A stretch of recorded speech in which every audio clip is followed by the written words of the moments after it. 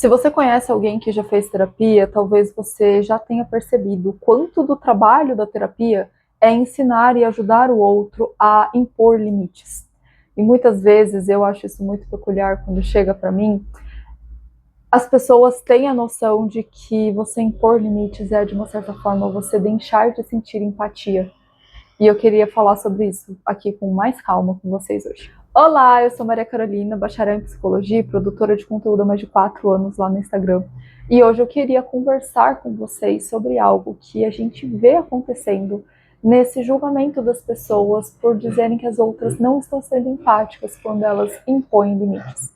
Até que ponto, de fato, a gente tem uma empatia e até que ponto a gente está falando de um burnout emocional? Porque o fato é que muitas das pessoas que chegam até a clínica buscando ajuda já estão exaustas emocionalmente, psicologicamente, de assumir responsabilidades que não são suas. E aqui a gente precisa deixar algo muito claro. Empatia não é sinônimo de assumir uma responsabilidade que não te pertence. Empatia, na verdade, nada mais é do que você ter a capacidade de olhar para o outro e imaginar como aquela pessoa está se sentindo.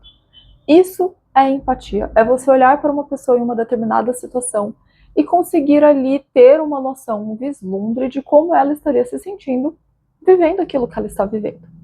Percebe como em nenhum momento a empatia está te dizendo que você precisa resolver os problemas dela.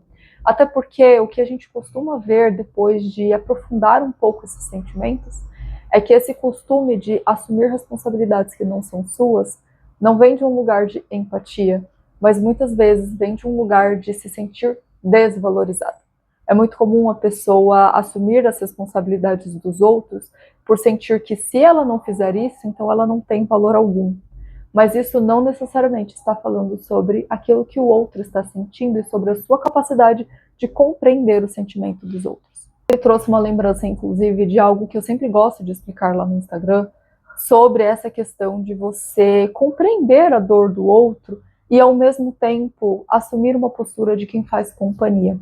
É muito comum quando a gente se permite ter conversas mais sinceras, mais aprofundadas com as pessoas, depois que elas passaram por um grande período conturbado, você receber feedbacks de que a pessoa não necessariamente foi grata a quem propôs soluções, mas simplesmente a quem permitiu que ela sentisse aquilo que estava sentindo sem julgamentos, a quem simplesmente sentou com ela e esperou que tudo aquilo passasse. É muito interessante a gente ver como muitas vezes a gente se coloca na postura de quem precisa salvar o mundo do outro, quando não é isso que o outro quer. O outro quer ter o sentimento de quem foi capaz de salvar a si mesmo, mas ele também quer saber que ele teve companhia e apoio durante tudo isso.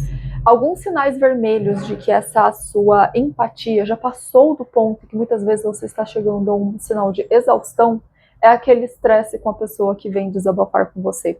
Aquele sentimento que às vezes vem junto até com uma culpa por você saber que o outro precisa disso, você saber que você está ali, que você ama essa pessoa, mas ainda assim se sentir profundamente irritado por estar escutando de novo sobre alguma situação.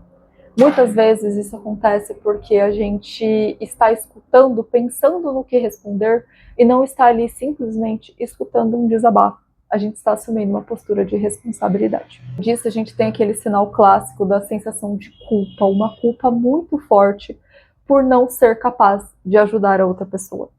Verdade seja dita, muitos dos problemas que as pessoas que nos cercam querem desabafar com a gente não são passíveis de respostas por nós. A gente mesmo não tem como resolver aquilo. Mas muitas vezes a gente se pega sofrendo muito por uma busca por respostas e uma sensação de incapacidade total por não conseguir resolver um problema que não é para você resolver. Eu gosto de pensar que na vida cada um tem os seus problemas e as suas capacidades para lidar com aquilo que ela está sentindo. Muitas vezes a pessoa não vai lidar da forma como eu lidaria, mas talvez nem seja isso que ela quer. E por fim, um dos sinais mais evidentes de que essa empatia já passou dos limites e já está indo ali para uma busca por respostas para um problema que não é seu, é a negligência com os próprios problemas. Muitas vezes as pessoas se doam tanto para as outras que acabam negligenciando o próprio bem-estar, o próprio sono, o próprio cuidado em prol de tentar resolver algo que nunca foi pedido que você resolvesse.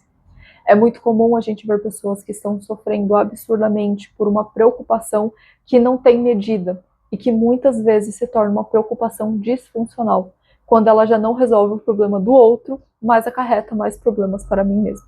Eu gosto sempre de reforçar que a gente consegue cuidar do outro quando a gente está transbordando. Quando nós estamos bem, a gente tem espaço sobrando para conseguir cuidar do outro. Senão a gente acaba cuidando do outro e depois deixando muita coisa em falta, e aí de repente você nem ajuda o outro, nem ajuda a si mesmo. É aquela metáfora da máscara de oxigênio do avião, que você precisa primeiro colocar em si para depois conseguir colocar no outro. E isso envolve, enquanto você está colocando a própria máscara, conseguir ter a consciência daquilo que te cabe e daquilo que não te cabe. Até para você não ficar oferecendo para o outro aquilo que ele nunca precisou. Se você gostou desse vídeo, deixa seu like e também comenta aqui embaixo o que mais você quer ver aqui no canal. Aproveita para me seguir lá no Instagram, @psi.macarolina, para conhecer mais do meu trabalho.